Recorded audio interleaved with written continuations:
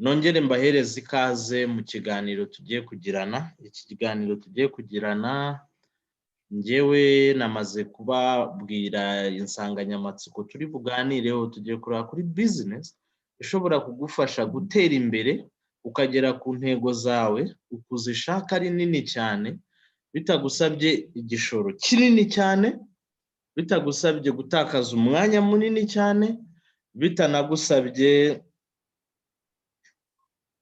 riske nini cyane, kuko uko igishoro kizamuka muri business ni nako riske ibiri hejuru cyane. So rero iyo gahunda, iyo plan yizewe yakoreshejwe na benshi nk'uko turi bugende tubibereka, nanjye ndimo.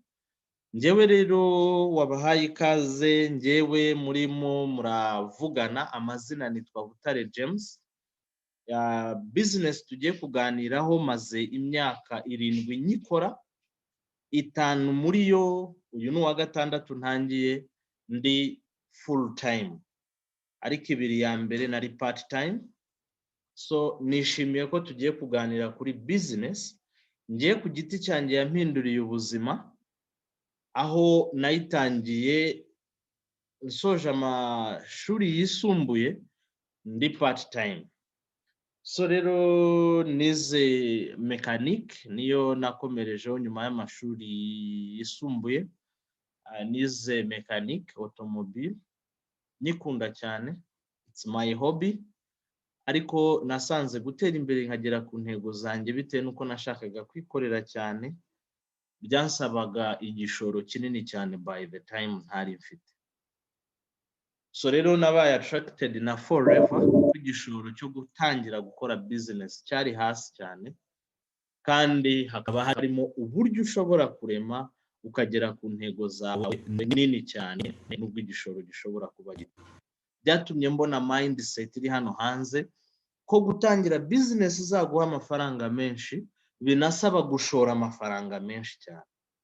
So ndi umuhamya yuko bishoboka gushobora gushora make ukaba wakunguka menshi kandi mu buryo bwemewe n'amategeko. Nta kindi cyabikugezaho, ni program tugiye kuganiraho. Ndubatse, I'm happily married, my wife, we are glad dufite umwana w'umukobwa. This is my small family, but I hope is growing big. So James murimo mugiye kuganira. Ikiganiro rero tugiye kugirana kiri bufate isaha imwe gusa, saa 2 turaba dusoje. Nihuse rero ikiganiro tugiye kugirana, kugira ngo ubashe kugera kuri izi ntego, turarebera hamwe abo turibo ni Forever Living Product, niyo company dukorana nayo, niyo yaduhaye aya mahirwe. Icya kabiri turarebera hamwe ibicuruzwa bya Forever, ibyo bicuruzwa ducuruza kuko turi muri industry yo gucuruza. Icya gatatu turi burebere hamwe ni network marketing, nk'uburyo dukoreramo bunaduhereza aya mahirwe yo kuba washora amafaranga make ukaba wakunguka amafaranga menshi. Ndabizi network marketing benshi bayifiteho amakuru atandukanye, ashobora no kuba mabi ku rundi ruhande, ariko bivana nuko wayibwiwe. Mpamya neza ko mu kiganiro turi bugirane uri busobanurirwe neza network marketing icyo ari cyo, kuko harimo abashobora kuyikoresha bakayikoresha mu buryo butemewe n'amategeko, harimo n'abashobora kuyikoresha mu buryo bwemewe n'amategeko. N'uyu munsi ubucuruzi buhari, hari ababukoresha bakabukora neza, hari n'ababukora bitemewe n'amategeko. So same story. Icya kane turi burebere hamwe ni marketing plan. Ese n'ubu uri gukora ubu bucuruzi wakunguka gute? Icya gatanu turareba uburyo wakorera mu rugo, yewe n'ahandi hose waba uri bitabangamiye ibindi waba urimo urakora, mu kugena amasaha yawe. Nk'uko ino saha turimo turaganira wicariye iwawe mu rugo, tugiye kurebera hamwe iyi business. So turabikora mu bice bitatu. Igice cya mbere turaganira kuri Forever n'ibicuruzwa byayo, musobanukirwe neza abo turibo. Igice cya kabiri turarebera hamwe network marketing na marketing plan. Igice cya gatatu turarebera hamwe ubuhamya n'uburyo wakorera mu rugo iwawe. Iki gice rero cya mbere turakigezwaho na Theodette Mukabakunda, is a supervisor. Byinshi arabyivugira, reka mwakire. Champion, waba wamyutinze amajwi yawe? I can see, let me unmute you again. Champion Theodette. Yes. Oh, great. Umwanya n'uwawe. Karibu sana. Ego. James, urakoze cyane kumpa uyu mwanya wo kugira ngo ngire icyo nsangira n'abantu bamajije kugera muri kino kiganiro. Amazina yanjye ni Theodette Mukabakunda, nize mfite impamyabumenyi yo muri kaminuza mu ishami rya IT. Rero ariko akazi kanjye ka buri munsi nakoze kugeza na n'ubu ngikora, nakoranye na Forever Living Product. Nagize amahirwe yo kumenya Forever Living Product ndi mu mwaka wa nyuma wa kaminuza, nyimenya mu buryo butandukanye n'ubwo narinzi. Hari abantu benshi cyane bambwiraga Forever, numva bayivuga ko ifite imiti, ifite nguza n'umuntu ukwinjiza undi, ariko sinari narize ubuganga, nkumva kujya gucuruza iyo miti ntari umuganga, nkumva ntacyo byamarira. Ikindi nkumva iyo business yo kugenda ukazana abantu nabo bakazana abandi, nkumva nta hantu narinze abantu. Umunyeshuri urangije kaminuza nta kandi kazi yigeze akora, ari ubuzima bwe bwarabaye ishuri, abantu azi baba ari abantu biganye.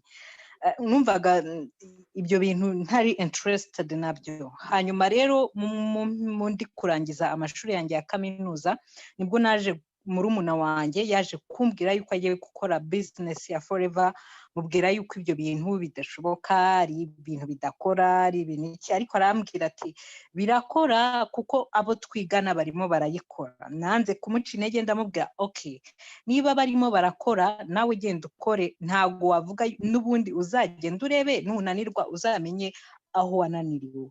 Mu kugeramo rero nibwo naje nanjye kumenya Forever mu by'ukuri. Natumiwe mu kiganiro nk'iki ngiki namwe mwatumiwemo, uretse yuko cyo cyari live. Forever natekerezaga ko ari yaba abantu barangije secondaire, nasanze ari business ikomeye cyane, irimo abantu bize, irimo abantu bakuru b'ingeri zose, nespectingaga kubona aho ngaho. Havuzwe ibintu byinshi nk'uko uyu munsi turi buvuga ibintu byinshi, ariko na pikinzemo kimwe gituma uno munsi nanjye mbasha kuba nabwira abandi business ya Forever. Berekanaga abantu bakora business, achieving amafaranga menshi, ariko nta kandi kazi nari narigeze nkora. Sinari nzi valeur y'amafaranga mu buryo bwanjye bwo kuyakorera. Ingendo herekanywe ibintu byinshi nk'uko uyu munsi turi bubivuge, ariko ikintu cyanyattractinze muri business ni kimwe. Nabonye umuntu arimo arapresenta, mbona ni umuntu udasaba, umuntu wize, umuntu wiyubashye, umuntu wishoboye. Ndavuga umuntu uri smart imbere n'inyuma. Ndavuga iyi business niba abadamu bari smart bigeze ahanga babasha kuyikora, nanjye iyi business nzayikora. Actually sinari nzi nzayikora gute, sinari nzi nzahera hehe, ariko uwo mwanzuro mu kiganiro cyarangiye nanjye narangije gufata umwanzuro. Naje rero kwegera murumuna wanjye, twecarana na James niwe wamubwiye business, turicara banyereka uko business ngomba kuyubaka. Kugeza na n'ubu rero ndakiga kuyubaka. Tugiye kugirana ikiganiro cy'isaha imwe, saa 2 turaba tugishoje, ariko ucyumvane intego, utoremo icyo wowe ushaka kugeraho. Ikiganiro nikirangira uze kwegera umuntu waguhaye ino link, munonosore uko nawe ushobora kuba watangirira business. N'urwo rugendo rero niko natangiye business yanjye, niyo mpamvu narayishimye, niyo mpamvu nanjye ndahangaha ngiye kubabwira business rero ngiye kubabwira ni business nkorana nayo cyangwa se n'abandi ba hiring bakorana nayo na company yitwa Forever Living Products, mu yandi mazina izwi nka the Aloe Vera Company. Forever Living Product rero ni ikigo gitunganya ibicuruzwa ari byo product by'ubuzima n'ubwiza, kikabikwirakwiza ku isi hose binyuze mu bafatanyabikorwa bayo bigenga ari bo Forever Business Owner, nkuko ngende Forever Business Owner ndetse n'umuntu waguha ino link ni Forever Business Owner. Forever ifite amateka maremare, ni company yavutse mu 1978, imaze imyaka irenga 40, n'umwaka wa 43 niba mbaze neza cyangwa wa 44. Muri iyo myaka 40 ifitemo amateka atandukanye. Ifite amateka ku isi hose, ifite amateka muri Afrika, ifite amateka muri East Africa, ariko ndashaka ko ngaruka ku mateka ya hano iwacu mu Rwanda ya Forever. Forever mu buryo bwemewe n'amategeko yahageze mu mwaka wa 2008, ariko mbere y'umwaka wa 2008 yari yanamaje kugera mu bihugu duturanye nabyo muri East Africa, Kenya, Tanzania na Uganda. Abamwe mu bantu bari bafite ama product bari baratangiye business muri ibyo bihugu baza gushaka uko bakubaka business zabo hano mu Rwanda, ariko baza bayubaka nabi. Icyambere bazanye product bazita imiti, kandi ntago twebwe product dufite ari imiti, turaza kubireba. Ikindi kandi baje bashyira abantu muri business nk'abo ari bo nyiri Forever, ntibakurikize structure yuko business yubatse. Minisante rero yaje kumenya yuko hari abantu bari guhereza imiti abaturage, baravuga ati urwo ruganda rukora iyo miti ni uruhe ko tutaruzi. Forever yaje gufungwa, ariko ni mu mwaka wa 2008 bwo president yatangiye kujya gushishikariza abandi bashoramari kuza gushora imari zabo mu Rwanda. Nyiri company amwereka na company afite, amwereka yuko muri East Africa arimo ashaka kuza gufungura amashami mu Rwanda. Hanyuma rero nibwo bamubwiye yuko iyo company ishobora kuba yarafunzwe, yavuga ati mu bihugu nkorana nabyo ntago u Rwanda rurimo. Nibwo baje gukora investigation basanga yuko mu by'ukuri ari abantu batangiye kuza bazana business mu buryo butemewe n'amategeko. Mu mwaka wa 2008 irafungura, icyicaro cyayo kiri i Kigali Sonatube, hariya hari ishuri rya UTB, hasi niho turi. Ababona ino foto iri kuri screen murabona, abahazi murahita muhabona. Mu mwaka wa 2008 rero inahageze, business yaratangiye irubakwa mu Rwanda mu buryo bwemewe n'amategeko, ariko harimo abantu batayumvishe mu buryo nyabwo. Abantu, ikintu cya mbere, abantu dufite ikintu cyo gukunda cyane gukira tutarushye. Abantu rero babwiye abandi ibyo bumva bizaborohera mu matwi yabo kumva vuba. Harimo abantu rero babwiye abandi yuko bazaza muri Forever bagashuramo amafaranga yabo, bakagenda bunguka ukwezi kumwe, ukwezi kwa kabiri amafaranga bakayabura. Bakavuga, harimo abagenda bavuga ati Forever yaranyibye. Actually Forever as a company nta muntu n'uyigeze yiba, ahubwo ni umuntu wazanye undi muri business, ariko ntamwereke uko business yizatangira ndetse naho azagenda yungukira. Ariko uyu munsi mwebwe muri ahangaha muramenya uko mushobora gutangira business yanyu ndetse naho mwakungukira ahariho. Uyu mugabo mureba ubanza yitwa Rex Morgan, ni umunyamerika, ni nawe nyiri Forever Living Product. Uwo ni umuhungu we witwa Greg Morgan, akaba ari we rero uhagarariye Forever ubu ngubu mu rwego rw'isi ndetse natwe turimo.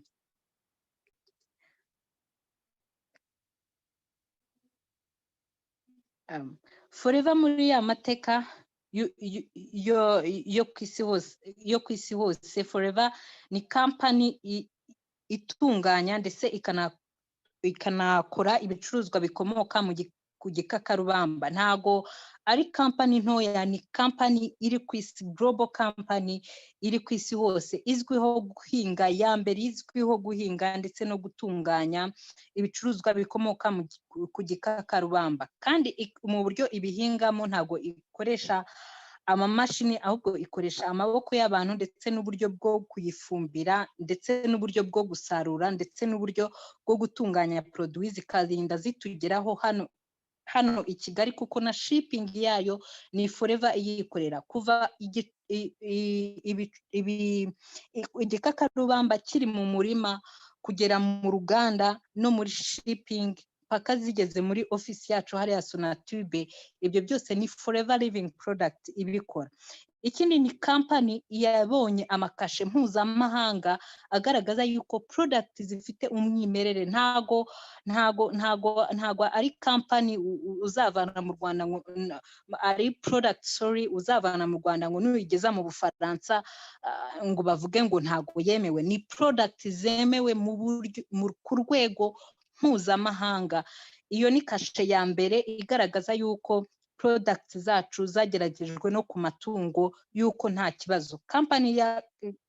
Kashe ya kabiri ni kashe ivuga 60 day back guarantee. No kuvuga ngo iyo ukoresheje product za Forever amezi abiri ufite ikibazo runaka ushaka gukemura, iyo uzikoresheje amezi abiri ukaba umeze nk'uko n'ubundi wari umeze utarazifata, rwose wemerewe kuzana ibyo wakoresheje ugasubizwa amafaranga yawe. Ariko mu myaka ngewe maze nkora ino business ndetse na Forever ntago ndumva iyo claim, kubera yuko product zacu zikoranye zitunganyijwe ubuhanga cyane. Iyo ngiyo ikurikiraho ni company ni kashe ihabwa buri company yose ikora product zirimo igikakarubamba ariko ku rwego ruhagije. Hari product hano ku isoko muzasanga ari menshi atandukanye bavuga yuko arimo na aloe vera, ariko ikigo mpuzamahanga gishinzwe ibya aloe vera, iyo ufite product zirimo umushongi uhagije w'igikakarubamba bashyiraho iriya kashe wagiye ubona, n'ayandi makashe agaragaza uburyo product zacu zemewe n'abantu bose kwisi. Ushobora kwibaza ese kubera iki dukeneye izo product? Ese ubundi izo product ko ari nziza ntazikoresheje hari icyo byantwara? Rero hari impamvu ushobora nabo kuba watekereza yuko wakoresha izo product zikakugirira nawe umumaro. Mu myaka dusubiye inyuma mu myaka 20 ishize ntago twari tuzi ikintu cyitwa ifumbire mvaruganda nk'uko ubu ngubu kizwi. Ntago twari tuzi imiti ifuherera ubutaka nk'uko ubu ngubu tuzi. Rero ubutaka bwacu bwaratitutse, ubutaka bwacu navuga ko bwarakayutse. Rero bisaba yuko twongeramo ibindi bintu kugira ngo tubashe kweza. Ikindi ni uko duhinga ndetse n'uko dusarura. Urugero natanga ni nko ku mbuto. Niba imbuto zivuye mu cyaro runaka mu gace kamwe k'igihugu bikazagera mu murima bikazagera mu isoko bikamaramo iminsi 3 bikaza mu rugo mugashyira mu mafrigo mukazabirya namwe icyumweru, ukazasanga za ntungamubiri mu by'ukuri wagiye ushaka hasigayemo nka 40%. Uburyo dutekamo, harimo uburyo duteka butandukanye butuma tutabasha kubona intungamubiri zihagije, cyane cyane nk'amavitamini yangirikira cyane mu buryo tubikamo ibintu ndetse n'uburyo tubiteka. Ikindi mu mafrigo, ikindi ni igogorwa n'iyakirwa ry'intungamubiri turya. Abantu benshi hari indwara bafite ariko tubana nayo yitwa constipation. Ubundi umuntu ariye mu gitondo saa 6 na nimugoroba niko bivuga yuko yagakwiye gusohora n'iyo myanda mu gitondo saa 6 na nimugoroba, ariko umuntu ashobora kumara umunsi atagiyeyo cyangwa akajyayo rimwe gusa akavuga ati nta kibazo mfite. Kiba gihari. Iyo nayo ni impamvu ikwereka yuko ukeneye inyongeramirire. Imyuka duhumeka, uyu mujyi wa Kigali aba ari wo dufatiraho urugero. Mu myaka 20 ishize ntago wari urimo imodoka zingana nk'izirimo aha ngaha. Rero izo modoka imyuka zisohora, biriya bintu byose zisohora nta handi bijya muri wowe ndetse nanjye. Ikindi ni umuhangayiko, stress. Uko abantu bahangayitse muri kino gihe byariyongereye cyane, bigenda bizana n'indwara zitandukanye, imibyibuho ukabije, kunanuka bikabije, amadiabete, amaconstipation, amahypertension. Ibyo bintu byose ni ibintu bituzaho kubera ubuzima tubayemo bwo muri kino kinyejana umunsi ku munsi. Ibyo ngibyo ni ibintu bikwereka yuko hari ikindi kintu ukeneye kiza gusapotinga ibyo urya umunsi ku munsi, kuko n'ubundi izo ndwara n'ibyo bimenyetso bigenda biza kandi urya ugerageza kurya neza, ariko ukeneye kongera imirire kuyo usanzwe ufata. Rero urebye ibyo nagiye mvuga bituma dukeneye inyongeramirire, ntekereza yuko nawe usanze yuko ubikeneye, nanjye ndabikeneye, nawe urabikeneye, n'abandi bari hirya no hino batari ahangaha bataramenya ikintu bita food supplement cyangwa inyongeramirire, nabo barabikeneye. Hano hanze rero dufite isoko. Ushobora kwibaza se dufite isoko ry'izihe product? Yego kuko turabyumvise dukeneye inyongeramirire, ariko se dukeneye isoko ry'irihe product? Dufite product zitandukanye ziri mu range zitandukanye. Dufite product zisukura ndetse zikanarinda uruhu, amasabune, amashampo, amavuta, amaparfum n'ibindi bitandukanye. Dufite product rero z'inyongeramirire, harimo izo za aloe vera, izikomoka mu mafi, izikomoka mu mbuto, mu mboga, ndetse n'izikomoka mu butaka bwo hasi mu nyanja. Rero dufite na product abasportif cyane muri kino gihe barakora siporo, yego, ariko ugasanga ingingo zabo ndetse n'amagufa birimo birangirika. Niba ukoresha ingingo zawe cyane uri muri siporo, ukwiye no kuzigaburira cyane. Ntukwiye kurya nk'umuntu wirirwa yicaye mu biro kandi wowe wirukanka ibirometero 6 gatatu mu cyumweru. Muratandukanye ko mukoresha imibiri yanyu, ndetse mugomba no gutandukana mu buryo murya. Dufite rero na product zifasha kuringaniza ibiro, abafite byinshi bakabimanura, abafite bikeya bakabizamura, ndetse n'uburyo wanabimentena. Izo nizo product dufite. We wirebye ukareba n'abagukikije hanze bose, urasanga yuko bose bakeneye izi product. Iri soko rero niryo dufite, iri soko niryo nawe urimo urumva ufite. Abo bantu bose niryo soko ryawe ufite.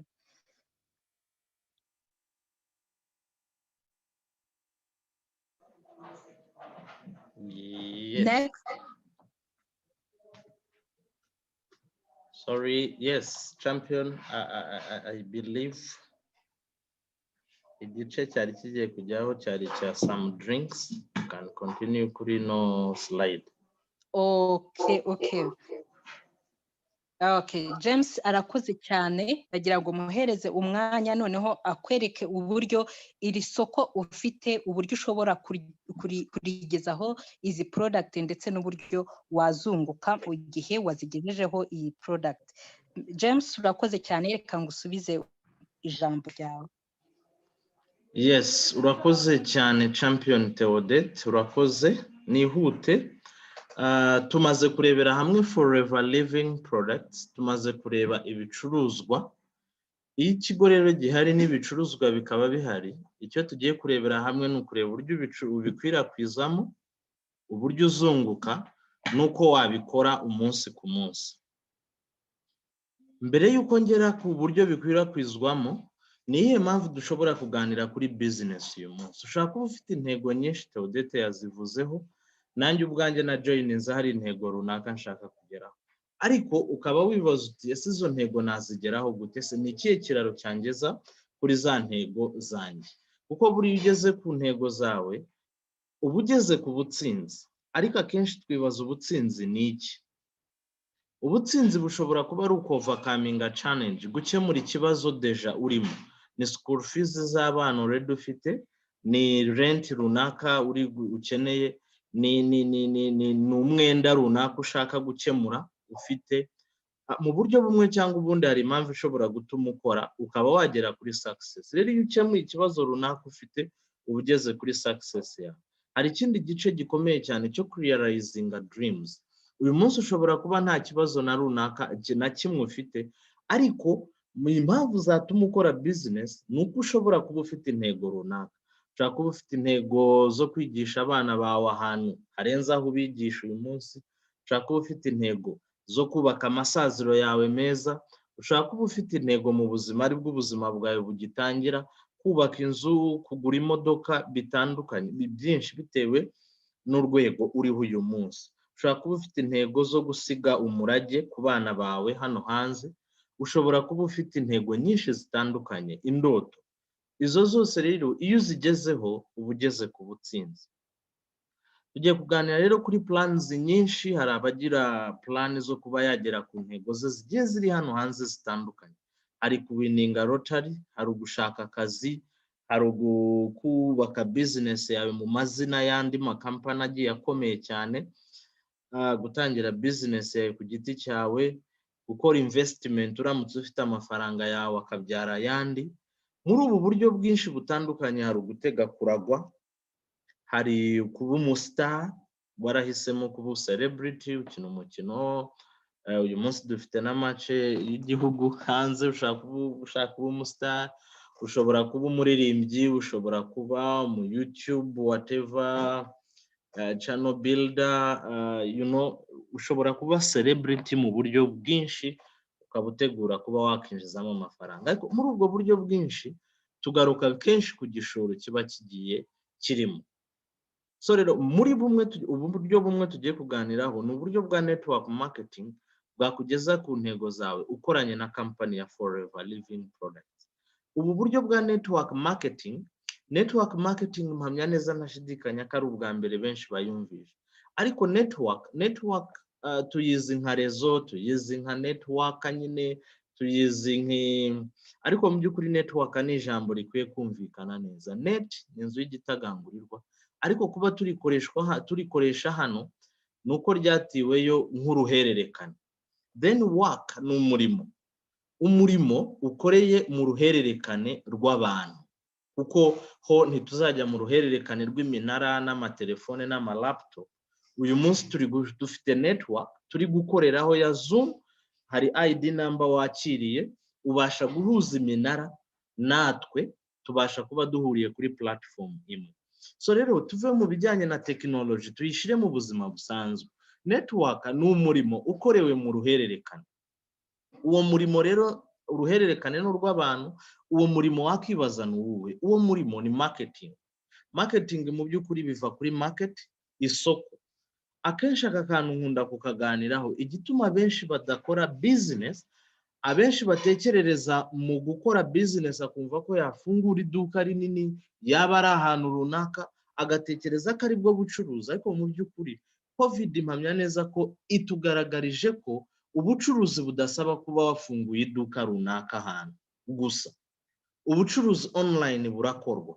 So rero market, iryo soko tuvuga, naho umuguzi n'umugurisha bahurira. Niba umuntu agusuye iwawe ufite ibicuruzwa ukabimusobanurira akabishima akabigura, isoko ryawe nawe ribereye mu rugo.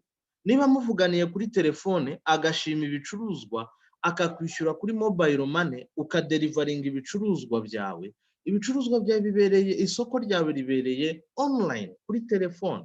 So rero isoko naho umuguzi n'umugurisha bahurira, bidasabye ko bahurira mu masoko tukumva za Kimironko, iduka mu mujyi hariho hose, oya hariho hose ushobora guhurira n'umuguzi n'umugurisha. So rero iki kintu iyo cyumvikana neza, ubucuruzi buroroha. Rero marketing ni ibikorwa byose bizatuma umuguzi n'umugurisha bahura. Nukuvuga nukumenyekanisha no gucuruza ibicuruzwa byawe mu ruhererekane rw'abantu. Ni ibintu byoroshye cyane tugomba kumva. Ubu buryo rero ni uburyo bwatangiye hagati y'1920 n'1930, butangirira muri Leta Zunze Ubumwe za Amerika. Hariho rero ibigo byinshi bikoresha buno buryo byamamaza ibicuruzwa byabo, binacuruza ibicuruzwa byabo. So rero ubu buryo ni naho Forever ino saha iri, ni kimwe mu bigo bikoresha buno buryo bwo kumenyekanisha no gucuruza bijyanye. So rero ikaba yo yaratangiye muri 78. Urabona ko uburyo bwa network marketing bwabayeho mbere yuko Forever ibaho. So rero ntabwo uzabubona ahandi, uzabubonera mu bigo byahisemo kubukoresha. Rero Forever ihitamo gukoresha buno buryo, wagereranya uburyo bwo kumenyekanisha cyangwa se uburyo bwo gukwirakwiza none ibicuruzwa muri buno buryo. Ubucuruzi dusanzwe tumenyereye navugaga, haba hari uruganda, hakaba hari abaruhagarariye mu gihugu, hakaba hari abaruhagarariye mu ntara runaka, mu bice runaka, hakaba hari n'abacuruzi, hakaba n'abakonsomateri. Iyi niyo shene yo gukwirakwiza ibicuruzwa tumenyereye hano hanze, ari nayo mpamvu udafunguye iduka wumva ko utari mu bucuruzi. Koko ubu bucuruzi bwatangiye mu 1880 butangiririzwa na za revolution industrielle mu Bwongereza. Ubu buryo koko buramenyerewe, bwashinze n'imizi.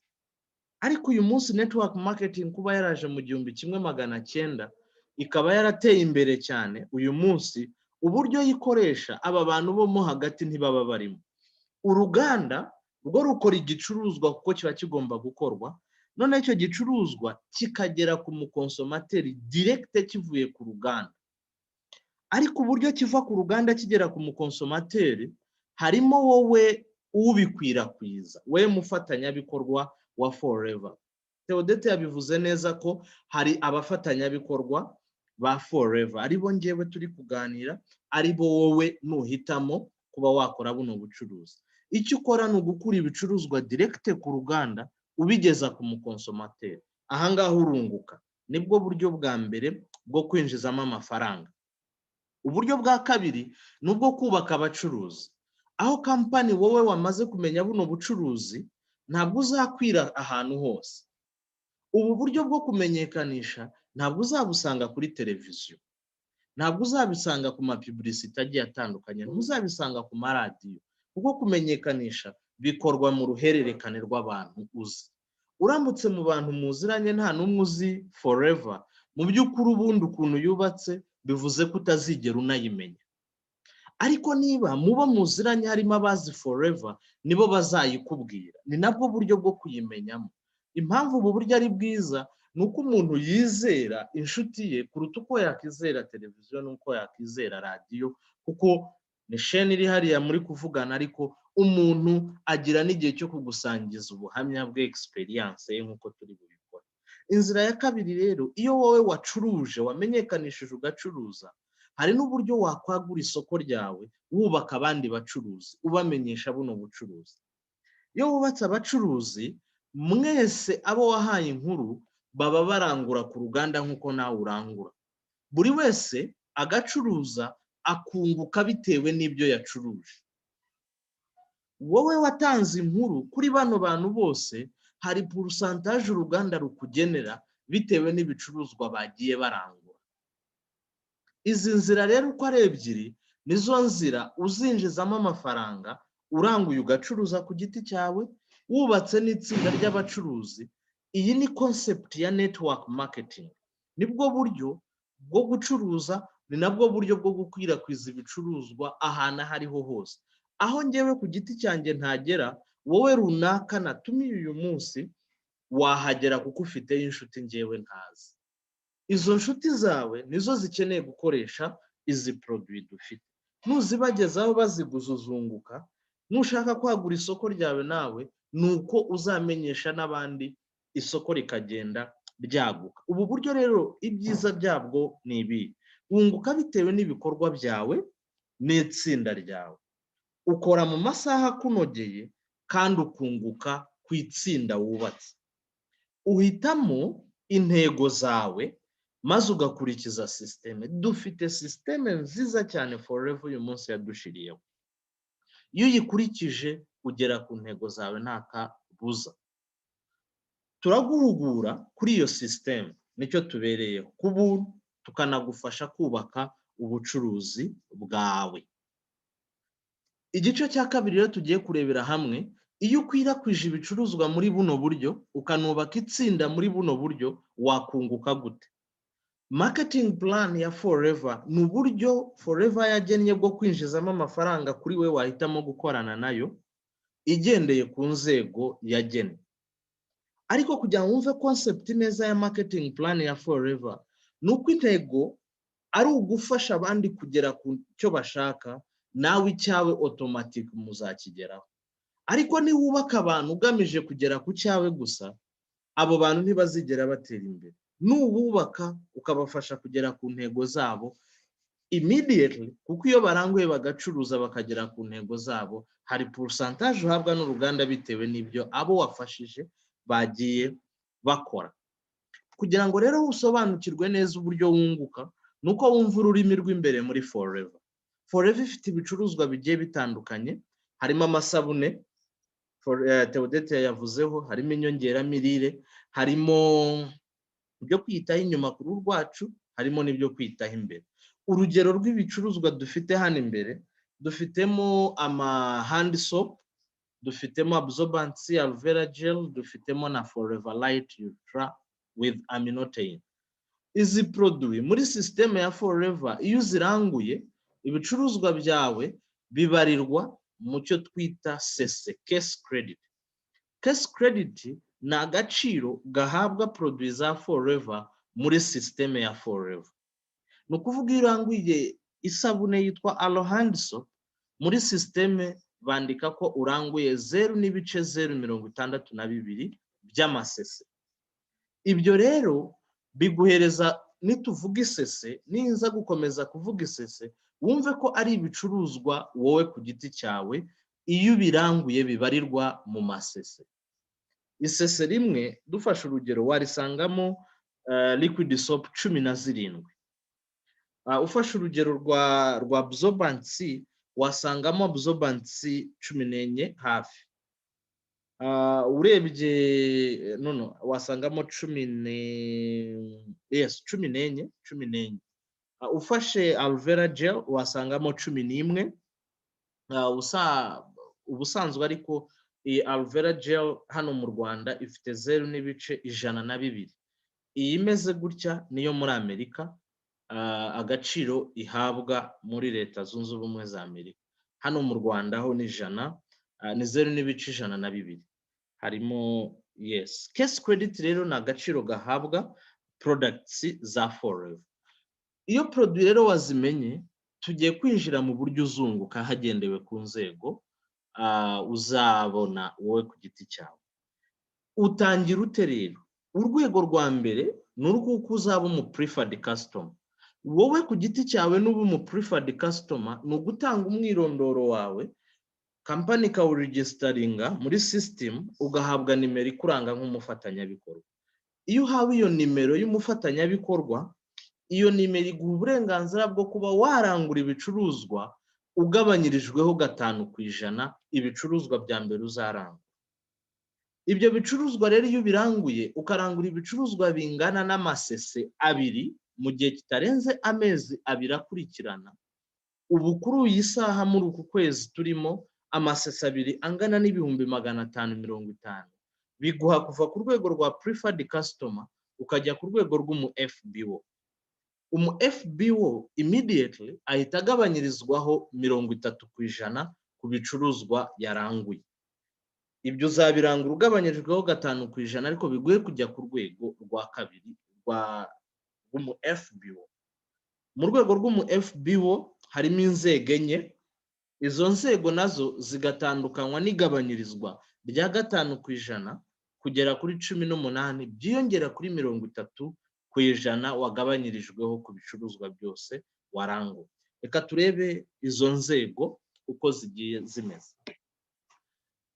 Fasha urugero, iyo ucuruje nk'inzira ya mbere twinjizamo amafaranga ku mukiriya wawe, wowe ku giti cyawe nk'umu FBO uracuruza ku mukiriya wawe, ukunguka 30% igihe wabaye umu FBO. Ukimara kuba umu FBO uba wunguka 30%, uba uri ku rwego rwa assistant supervisor, kugera kuri 48% by'inyungu.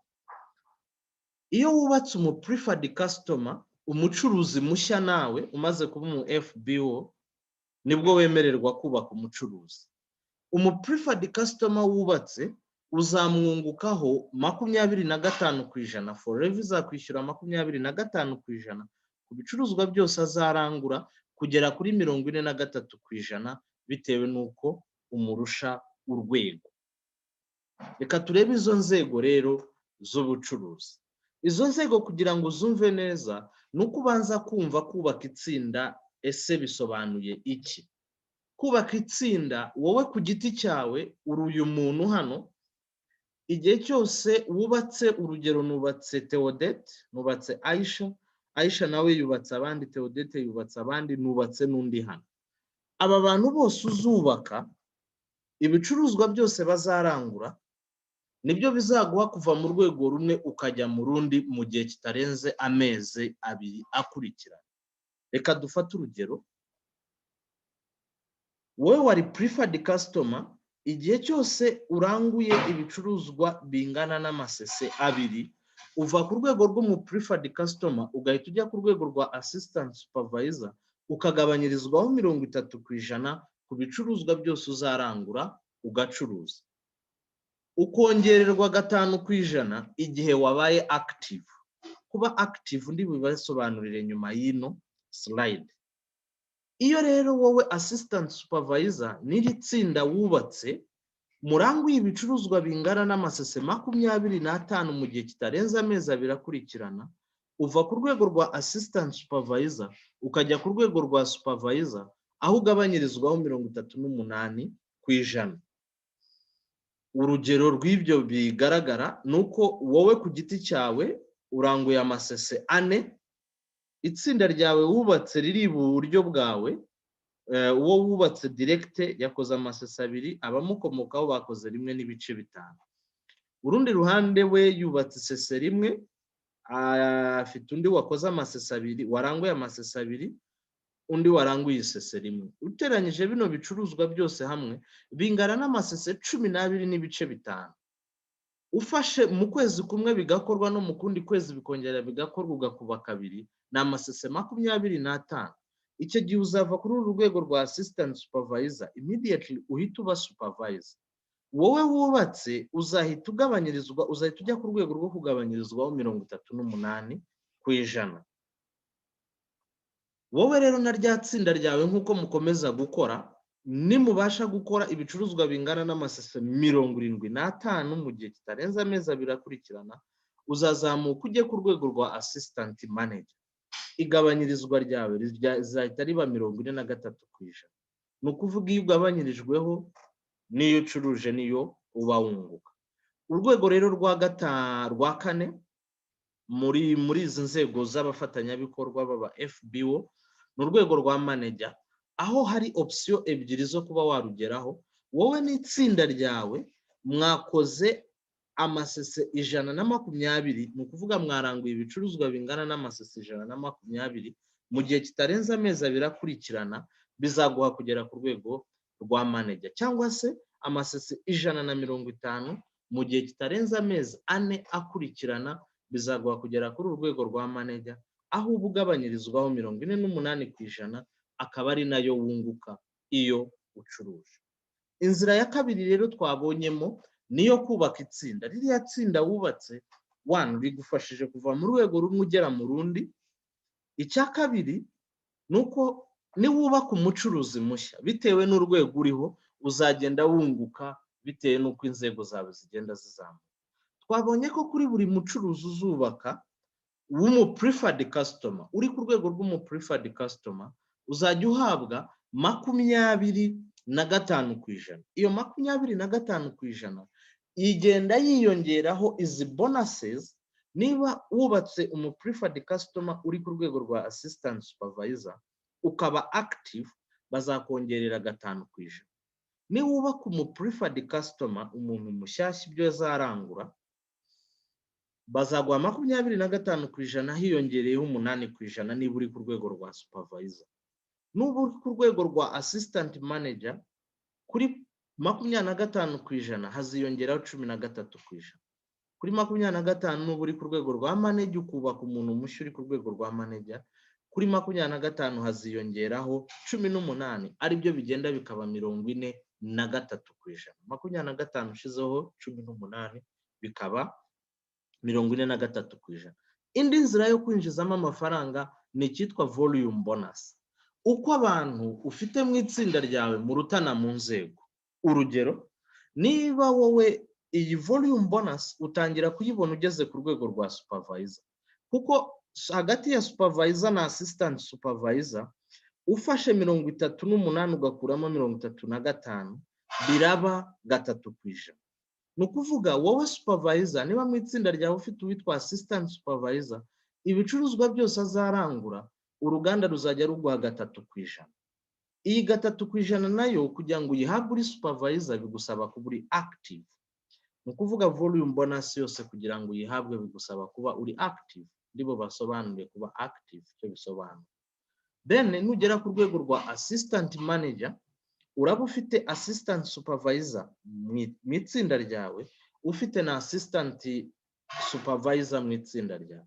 Nugira assistant supervisor, ibicuruzwa we ku giti cye n'itsinda rye bazarangura, uruganda ruzaguhemba 5%. Nuba ufite assistant supervisor we n'itsinda rye, ibyo azarangura uruganda ruzaguha 8%. Nugera ku rwego rwa manager rero ho uraba ufite inzego 3 ziri inyuma yawe. Nugira uwo wubaka akajya kuri urwo rwego n'itsinda rye, urugero niba ufite assistant manager mu itsinda ryawe akarangura ibicuruzwa, uzabona 5% ku bicuruzwa we n'itsinda rye baranguye, uruganda ruzayikwishyura.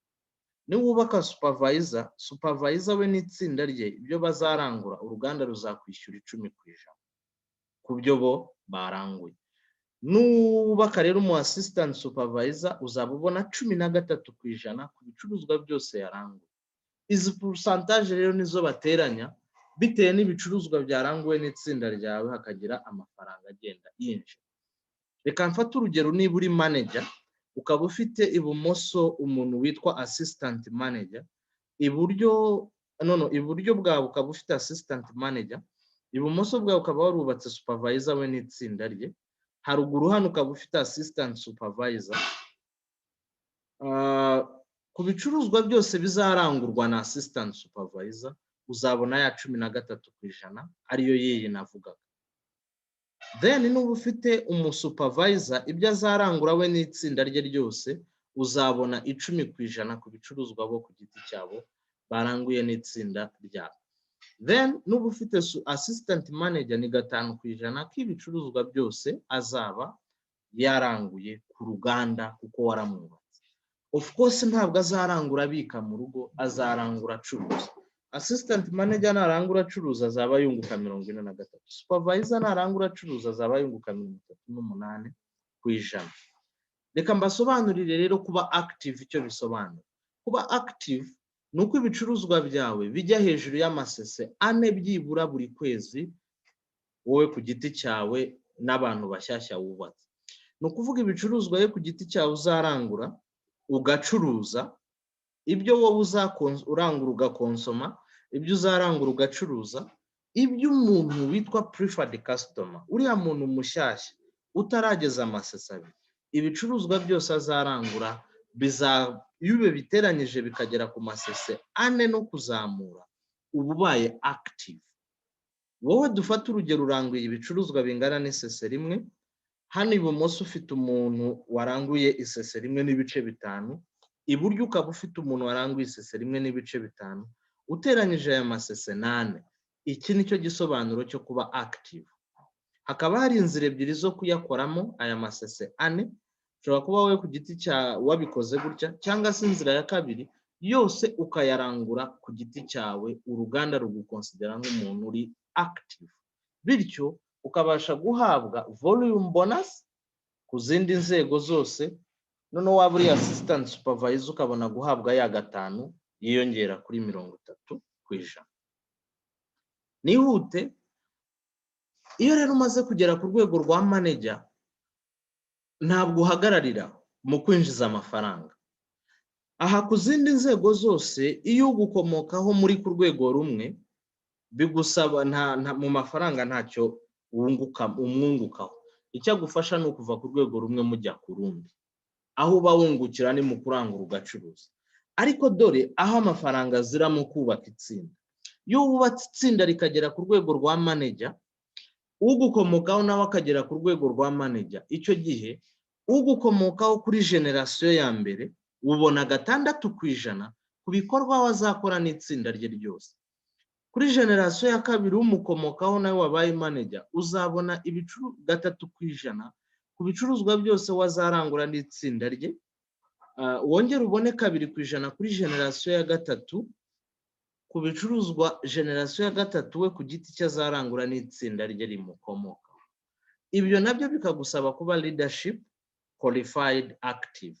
Iyo rero ugeze hano ha manager utangira gutsindira n'ibihembo by'inyongera, aho uzatsindira Ego Manager ni Retreat Forever ikora ikakwishyurira amatike 2 ukabasha gutembera, bikora rimwe mu mwaka, ikaguhereza Forever, ukaba wabasha gutsindira Forever to Drive, naho baguhereza amadolari 400 kugera ku madolari 600 buri kwezi kumara amezi 36 wujuje ibisabwa.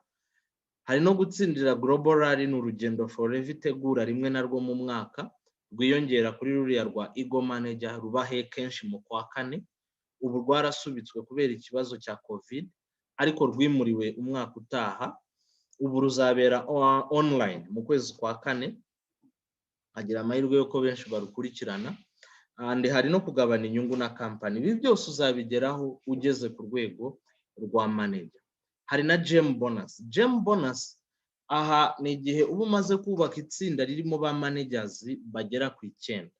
Abo ba managers bagera ku 9 ugukomokaho direct mu mwanya wa 6 hiyongeraho 3 bikaba 9.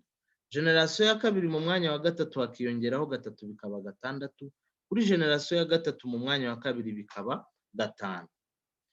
So rero ushobora kwibaza utese ko maze kubona ko inzira zihari zo kwinjizamo amafaranga, abaguzi uzabakura he? Abaguzi ni muri rwa ruhererekane rwawe nabivuzeho, nabo mu muryango wawe, nabo mwiganye, abo mukorana, abigana, ababyeyi bigishaho nawe wigisha, abo bose, abo muziranye, abo muhurire ku mbuga nkoranyambaga, abo bose nabo uzamenyesha ibicuruzwa byawe bakaba bakugura. Reka mfate urugero rw'umu assistant supervisor mu gucuruza akanubaka itsinda amafaranga ashobora kwinjiza. Urugero hano aranguye igikakarubamba akirangura 20,020 n'amafaranga 400, akakigurisha 29,000 n'amafaranga 200 ku rwego rwa assistant supervisor, aho bawunguka 30%. 30% rero bya ruve rimwe ni 8,000 n'amafaranga 800.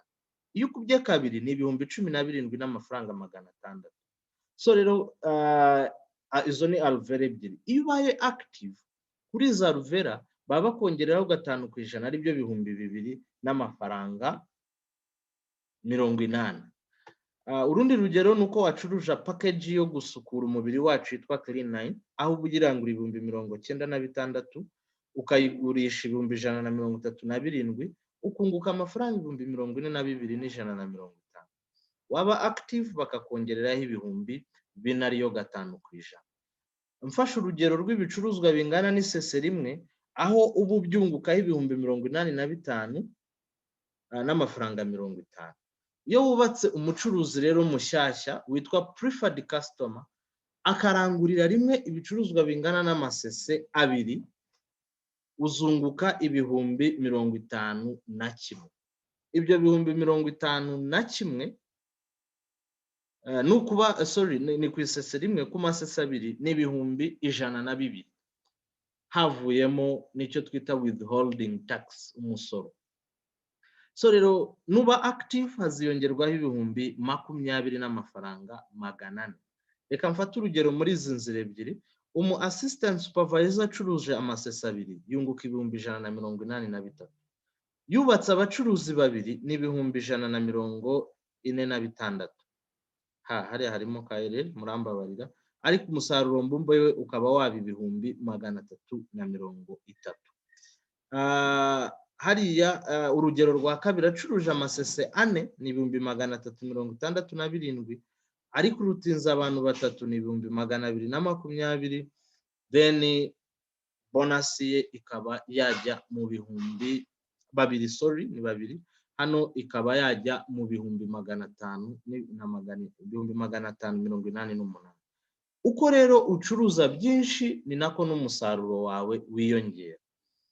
Urundi rugero rero rufatika n'urwo kubaka itsinda rinini rero ry'abacuruzi, aho we ku giti cyawe iyo ukoresheje ukanacuruza uba wungutse.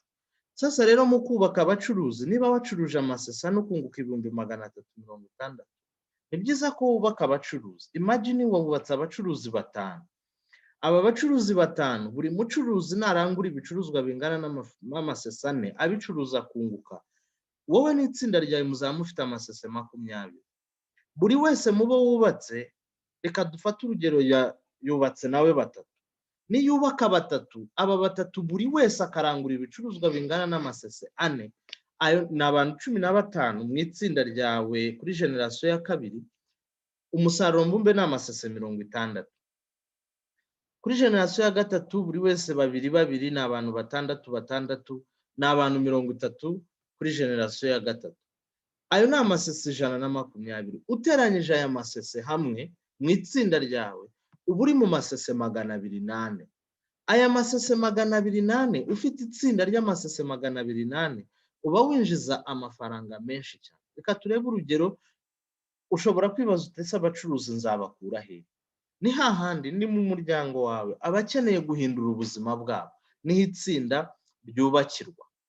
Reka dufate urugero rwa manager nk'urwego ushobora kwinjizaho amafaranga menshi, ariko tugiye gufata urugero rwo kwinjiza amafaranga make wakwinjiza. Ku isese rimwe uba wunguka 136. Wubatse umucuruzi akarangura amasese 2 icyarimwe ni 175 amafaranga 440. Ufite assistant manager wakoze amasese 45 we n'itsinda rye na amafaranga 459 forever kwishyura.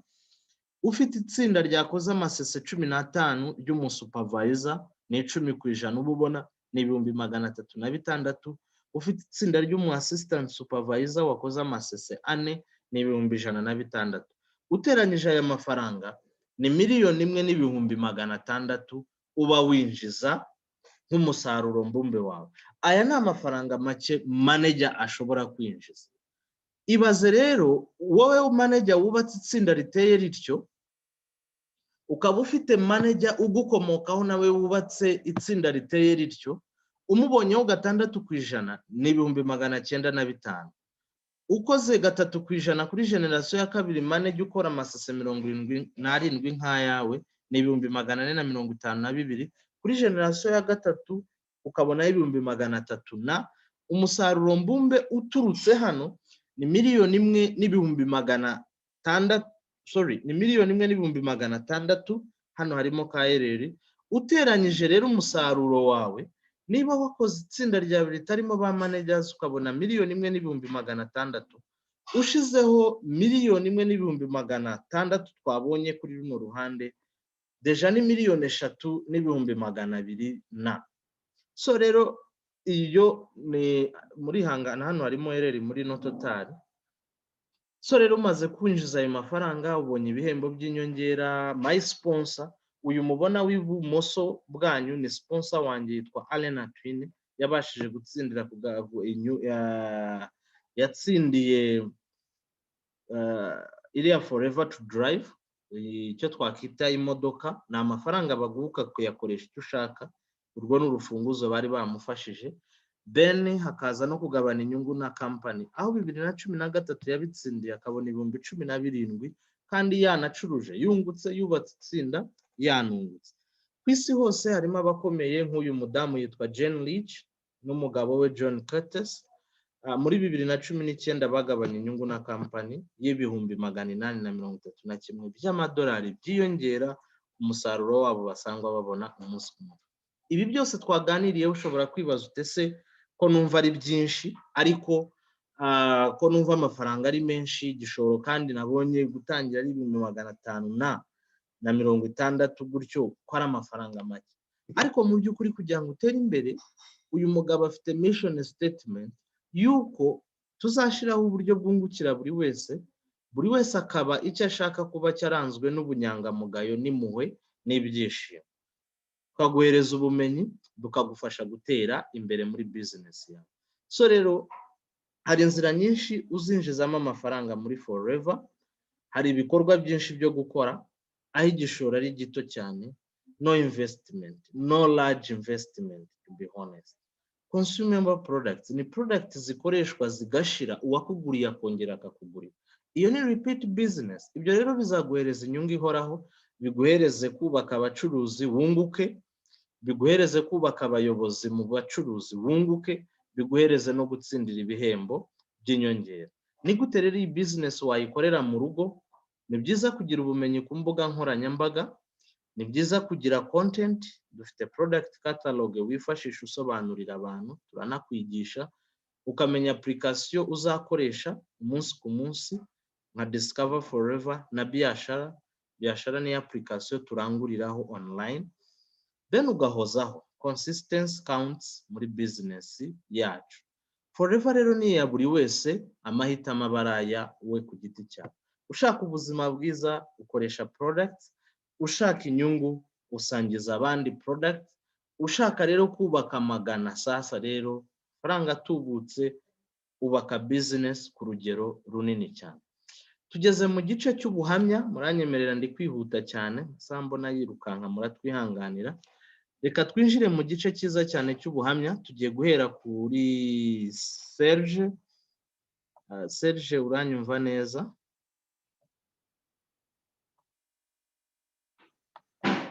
Champion Serge. Yes, champion. Great. Yes, champion. Tugutezeho byinshi, uratwibwira uburiwe, and uri umwe mu bantu bari part time basanzwe bikorera. Kwikorera n'umurimo umenyereye. Ufite like a supermarket today iri kuraninga, and I believe nkigiraho byinshi kuko you are one of the successful people, and wifuza kudusharinga story yawe ugereranyije Forever uyu munsi, uburyo ushobora kwinjizamo amafaranga muri Forever. Ese wowe ku giti cyawe business hano hanze nk'umuntu bizobereyemo, igishoro kiba gihagaze gite? Ese kugira ngo uzunguke expenses ziba zihagaze gute? Ese bishaka kugutwara umwanya ungana iki ugereranyije na business uyu munsi ya Forever ukora part time? Karibu cyane. Murakoze cyane Champion, ndetse n'abatumirwa bacu. Screen yawe nashizeho some few details. Yep. Yes. Yep. Ya, nkuko mubibona nge nitwa Serge Serugaba Runoro, nkaba ndi umu businessman, abandi part time muri Forever kuva 2017. Ya, nkaba ncuruza supermarket hano Kicukiro. Ndi umugabo ndubatse, mfite umugore umwe n'abana babiri.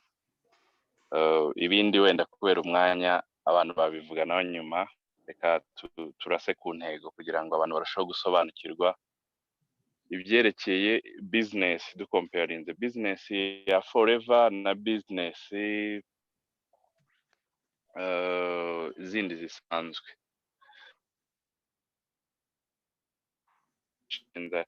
Nakantu twabashe gukora gatoya kugira ngo turusheho kugaragaza business isanzwe n'icyo bisaba, ndetse na business ya Forever. Muri business nka supermarket ikenera ibintu byinshi, ikenera abakozi, ikenera ibikoresho, ndetse ikenera no kurangura. Kugira ngo supermarket ibe ari nini kafite ibintu bigaragara, tugende wenda kuyo dufite ni 60 miliyoni 60 z'ibintu birimo product ibindi amafrigo n'ibiki wenda byahagarara nk'izo miliyoni, hagarara nka miliyoni nka 80. Miliyoni 80 iyo ucuruza ku kwezi ushobora gucuruza tuvuge nka miliyoni 40 cyangwa zirenga, ariko muri izo miliyoni 40 wacuruje hari ibindi bigenda bivamo. Ushobora kuba wakungukamo ku rugero nka miliyoni 8 cyangwa zirengaho, ariko muri izo miliyoni wungutse hakaba hari ibindi bigenda bivamo. Hariho muri izo miliyoni 8 uba wakusanyije, haba harimo imishahara y'abakozi, haba hariho kwishyura rent y'inzu ukodesha aho ukorera, haba hariho kwishyura imisoro, kwishyura amateperi n'ibiki bino byo muri RSSB byose. Ayo ni amatax ugomba kwishyurira abakozi.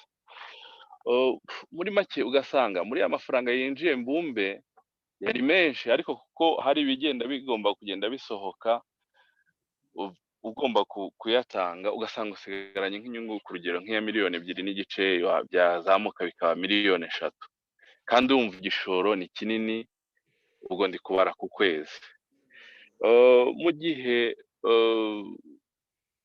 bigusaba umwanya gukontorora abakozi gukontorora ibyo byose gukontorora stoke hari ibyo expiringa hari bimwe bipfa bigagusaba umwanya munini wo guhora uriho kandi ugahozaho buri mwanya kugira ngo kuko buri kuri competition na market iri nini y'abantu batandukanye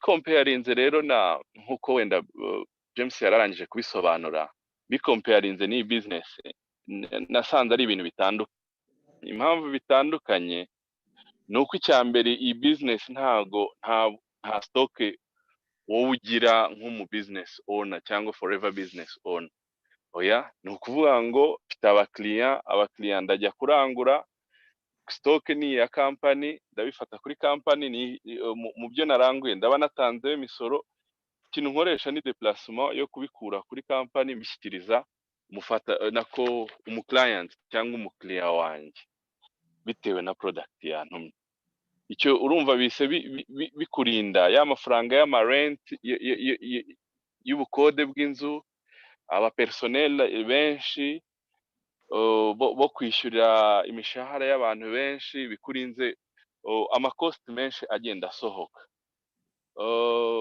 icyo kikaba ari kimwe mu kintu umuntu yabasha gushishikariza ariko batumirwa bacu bari hano bitewe wenda n'umwanya kugira ngo barusheho gusobanukirwa iyi business n'ubu ntavuye mu rugo ni business nk'ubu turi muri guma mu rugo hari abamotari uramuhamagara ukamubwira ukishyura kuri mobile money agafata bya bicuruzwa kuri company akabishyikiriza umukiriya amafaranga akinjira mu gihe muri iyi minsi hari ama business menshi ubu yafunze kandi bagomba kwishyura rent bagomba kwishyura amafaranga y'ubukode kandi batazi ahantu bayakura kuko ntibari gukora muri ibyo rero ntatwaye umwanya munini nifuje kugira ngo mbaganirize abantu murushaho gusobanukirwa n'iyi business kuko ubwiza bwayo mu bintu tugenda tubona nta buryo nabisobanura kuko iyo ntumije ibintu nkabiderivaringa mbosha kubonamo profit basharinze wenda akantu gato nagerageje kubwira James ku munsi w'ejo k'umushiti wanjye ni umuntu yafunguye farumasi ejo bundi akodesha ahantu ashyiramo ibikoresho at least yashoyemo nka miliyoni nka 30 cyangwa 40 ariko ejo bundi yarambwiye ati ndabona biri kuza ati byibura nunguka 700 ushaka kwima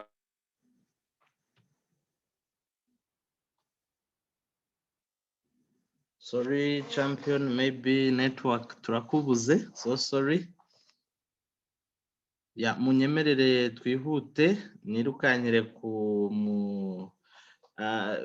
like I wish ko tuzabona time irambuye tukumva champion Serugaba Serge afite ubuhamya bukomeye cyane bwo kugereranya businesses hano hanze. Icyo kintu twavuganye hejo ni mushuti washoye hafi miliyoni 40 arimo aramubwira ati banza bitangiye kuza like I got a profit y'ibihumbi 700 byose byavuye. Imagine kujya winjiza ayo mafaranga washoye hafi miliyoni 40. Look at this business kugira ngo winjize miliyoni 2-3 biragusaba igishoro kiri hejuru ya miliyoni 80. It's a lot of money.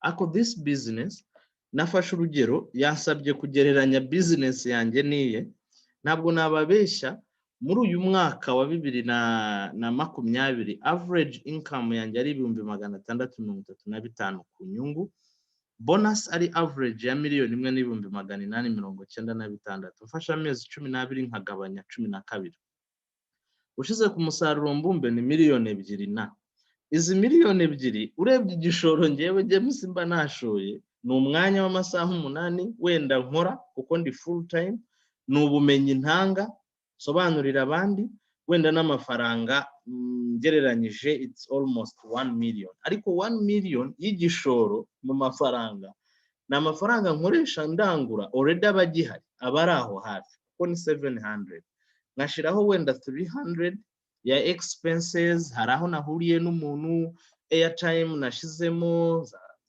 za airtime ngura for internet, kuri Zoom turi gukoreraho like this. Imagine ugereranyije iki gishoro n'igishoro twavuze hariya hanze na business amafaranga ari kwinjira hano today, it's a lot of money mbigereranyije n'iriya capacity ya business ya Serge, kuko we were talking and I was like what, birashoboka ko ari amafaranga nshobora kuyinjiza bitansabye gushora ibintu byinshi muri no system ya Forever. Munyemerere twakira undi mutangabuhamya, ni umubyeyi yitwa Mukandamutsa Elizabeth, numva mu batangabuhamya niwe turi busorezeho. Serafine urambabarira, today I will hear you next time. Champion Elizabeth, champion meze neza? Meze neza James. Great. I believe uri umubyeyi wahoze uri umwarimu ariko uyu munsi uri full time muri Forever. Nifuza ko udusangiza experience yawe, uri supervisor winjizaga amafaranga angana iki, uyu munsi wageze kuri level ya manager uri kwinjiza amafaranga angana iki? Yes, aka n'agapapuro wanyoherereje uri kunsangiza countings zawe, uburyo amafaranga yawe ari kwinjira. Nagerageje gukora agatebo gasa gatya, so karibu cyane nukagera umbwire nkavugeho. Karagiye. Oh sorry, karibu. Yes, murakoze cyane nakagezeho. Yego. Murakoze cyane. Reka nshimire James umpaye aka kanya, nshimire Prof watumye menya iyi nkuru nkaba nkora iyi business, nshimire namwe batumirwa mwitabiriye kuko muri ab'ingenzi kuba ari mwe twahisemo kandi namwe mukatwemerera nuko muri ab'ingenzi. Reka nihute, ndi umumama w'abana 7, mfite imyaka 47, mfite umugabo, mfite A0 muri accounting na finance, nabaye umwarimu mu gihe cy'imyaka 23. Hanyuma uko ibihe byagendaga bihita niko nagendaga mbonamo challenge, nubwo bwose mbere nagakoraga nishimye, nakazi nakoraga nishimye. Hanyuma izo challenges zabaye izihe, muribaza muri Kigali salary y'umwarimu, umwarimu nahembwaga 140, nakoraga muri Saint Andre, niwe iyi business yansanze, mpembwa 140, hanyuma n'ibihumbi 80 bya prime bikaba 220. Murabyumva nyine 220 ku kwezi n'umuryango ngana gutyo. Hanyuma umwanya wo kwigisha urebye naheraga saa 12 kugeza izindi saa 12 za nimugoroba kuko niteguraga njya mu kazi, hanyuma no mu rugo nkagera gutyo. Muraza akazi k'umwarimu no mu rugo n'ugukosora n'ugutegura na weekend na ryari. Ubwo murumva ukuntu umuryango wanjye nari narawuprivatije kabisa. Hanyuma ikindi nuko nari maze kugira ibiro byinshi, hahandi nari maze no kurwara umugongo, akazi nsigaye ngakora katandyoheye kuko nari ntangiye gushaka kwicara, mbese numvise nshaje kweri nubwo nari nshaje. Ariko uyu munsi uko mureba ifoto yanjye, uyu munsi ndubongo. Byagenze gute rero? Umuntu witwa Professeur Eugene yanyohereje message intumira kujya mu nama muri Galaxy Hotel, aho nabonye topic ndavuga nti ibi bintu ngombe mbyumve. Maze kubyumva narishimye cyane ko nahise mbona bigiye kumbera igisubizo kuri wa mwanya w'umuryango, bikambera igisubizo kuri ya mafaranga ya salary nabonaga nayikuramo, kuko navuze nti ntangira business wenda nimbonamo 200 nkabona umwanya w'umuryango ndetse n'izi product nkazikoresha bizaba bivuyemo. Natangiye business ku itariki ya 31 z'ukwa mbere 2017 ariko kubera ko ndi umuntu udapfa kwemera cyane nubwo ari prof wari wabimbwiye mu by'ukuri nta mukekeraho ubwesikoro nk'uko abandi ushobora kubikeka ariko navuze nteka mbanze nkoresha izi products ku buryo mu mezi 2 ntangiriye business nungutse amafaranga 1500 ko nagurishije product 2 gusa ariko inyinshi ndazifata nanjye kugira ngo mbone icyo mvuga maze kuzifata rero ubuhamya bwazo buratandukanye ntabwo ndi buvuga aha ngaha ariko narazicuruje natangiye gucuruza mbifatanya n'akazi ku buryo mu kwezi kwa 9 aribwo nakoze amasese 15 mbona inyungu y'amafaranga 900 hanyuma mpita mbona na promotion nzamuka mu rwego mva kuri assistant supervisor mba supervisor icyo gihe rero ni naho nagiriye amahirwe yo kujya kwambikirwa iyo umudari wa supervisor Arusha muri Tanzania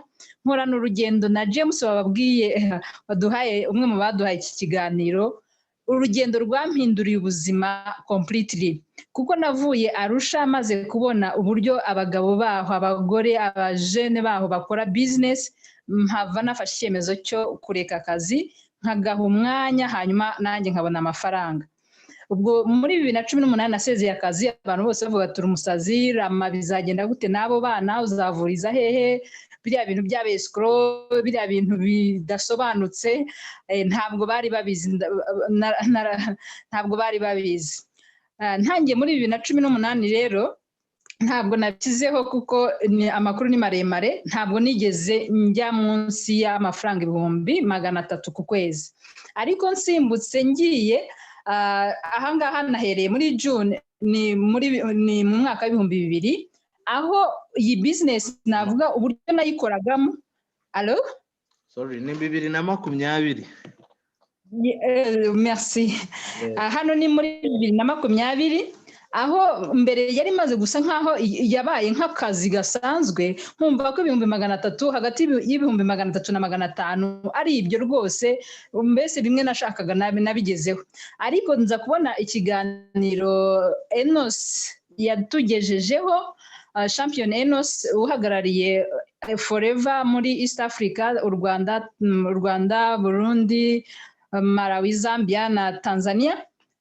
gihita kinkangura nacyo rwose ku buryo nawe ari mu bantu bakomeye kuri jewe ubwo rero niho nkuko mubibona niho nabonye inyungu y'amasese y'amafaranga 388 muri muyo nari nicururije icyo gihe nari supervisor hanyuma kuri bonus kuri team mbonaho 16,500 toto 405 n'ibiceri 20 mu kwezi kwa 7 aha nari ntangira urugendo rwo gushaka kuba manager kuko nabonaga ya ndoto y'ibihumbi 200 ku kwezi yaragiye igera muri 1.5 miliyoni ubu ngubu bigeze muri 3 miliyoni yes muri July 2020 murabibona nabonye inyungu y'ibihumbi 421 hanyuma mu kwezi kwa 8 mu 2020 nabonye inyungu y'ibihumbi 922,624 aya ni amezi ampira cyane kubera ko mu kwa 10 ari nabwo navutse nibwo nabaye manager hanyuma ntabwo nashatse kuvuga hariya ko nakoresheje imbaraga nyinshi ariko maze kuba manager sasa nibwo mubona nabonye mu ntoki zanjye miliyoni gufata gusanga kuri konti murabona hariho kuri konti hinjiyeho miliyoni na ibaze kuri konti kugira ngo hajyeho miliyoni ni igitangaza mu buzima ntibishoboka mbese hariho umuntu wumva ko bidashoboka hanyuma mu kwa 12 murabona amafaranga nabonye uko bimeze gutya ni ibintu mu by'ukuri bavuga ariko se uriya mugore arabeshya ni ibiki iyi ni business ntabona uko nita ntabona izina rya mwibaze ko ari mu gihe cya covid mu gihe ahandi ubuzima bwahagaze ahandi bafite ubwoba ntabwo rero iyi business uko imeze January ntabwo igaragaraho kuko nta results ziraza ariko ibikorwa twarabikoze ni business igenda itera imbere ni ukuvuga ngo naruhijwe no kubyara umuntu umwe 2 3 mbere ka business dommage ku mwanya tubanye mutoya hari umukobwa wanjye rugiye kubabwira ubyara batatu bikugoye ba batatu nabo bakabyara umwe umwe ku buryo wiretruva ufite abantu benshi cyane kandi bakora business iyo wibyaye murakoze cyane kubw'umwanya I know uri mu bantu baherutse kuba manager vuba cyane and business yawe yavuye ku rwego rumwe ijya ku rundi nk'uko ku mafaranga bigaragara uyu munsi ukaba uri umwe mu ba millionaire you know wow so I'm glad kabisa mu bintu nishimira nukubona ubwira umuntu business yashira mu bikorwa ukabona zari rwose akurya isata burenge ashaka no kugusiga so ni business ikoreka kandi wereka n'undi muntu nawe agakora nta banga ririmo nk'uko ushaka kurisanga mu bundi bucuruzi hano hanze nk'uko n'ubundi twari buganire na Seraphine ndamuvugaho gato cyane so I hided your presentation so sorry ariko ni business ku giti cyanjye yatumye mpindura ubuzima igikomeye cyane nashaka kuvuga kuri uyu mubyeyi mama Elizabeth apart from ibyo ngibyo ni umu-entrepreneur yigishaga entrepreneurship still rero n'umuntu ikijyanye na business ntabwo acyumva gutyo gusa par experience aranagisobanukiwe by facts na knowledge ayifiteho so rero really we are glad to have you in the team and turakwifuriza yuko na 3 million uzazigeraho kuko birashoboka cyane and ayo ni amafoto y'ibyo nagiye ngeraho natangiranye muri no business nshaka ino ni plot nini y'ijana kuri 44 we are planning to do it like kuyikora ibikorwa binini uko rero watangira ni ukuvugana n'uwagutumiye ukamuha umwirondoro wawe bakakwinjiza muri system wahisemo gukora then ugakora igenamigambi ry'intego zawe ukarangura ibicuruzwa uhereye ku 150 kuzamura ariko byiza niba utangiye ubucuruzi ukaba uyafitiye icyarimwe kurangura ibicuruzwa by'ibihumbi 550 biguhereza guhita uba mu FBO ugahita utangira kubaka n'itsinda ryawe dushobora kuba tuganiriye byinshi ariko ngiye buri gihe nsoreza kuri kano gashushanyo aka gashushanyo ni express impa kubona ko wigarukira hano twavuganye ushobora kuba biri gucikagurika uri kubibona bicikagurika ariko hari move ukeneye gukora yo kuvugana n'uwagutumiye kugira ngo agufashe gusobanukira fata urugero kuri iyi shusho yirebemo uzunguza umutwe umuntu uri bubonemo ishusho y'umugabo ni isura ye wenda n'igituza gusa yambaye ikote urabubona yuko bishoboka ko ushaka kuba twaganiriye ukabibona inyungu irimo ariko ufite ibibazo byinshi take time shake your head listen to yourself baza uwagutumiye urusheho gusobanukirwa bityo dufatanye dutere imbere kandi tuzakomeza kubana umunsi ku munsi munyemerere nsimbukire muri chats hari abantu bagiye babaza ibibazo ese ko yes none se is bivable bivable gel freedom iyo wayifunguye uyibika muri frigo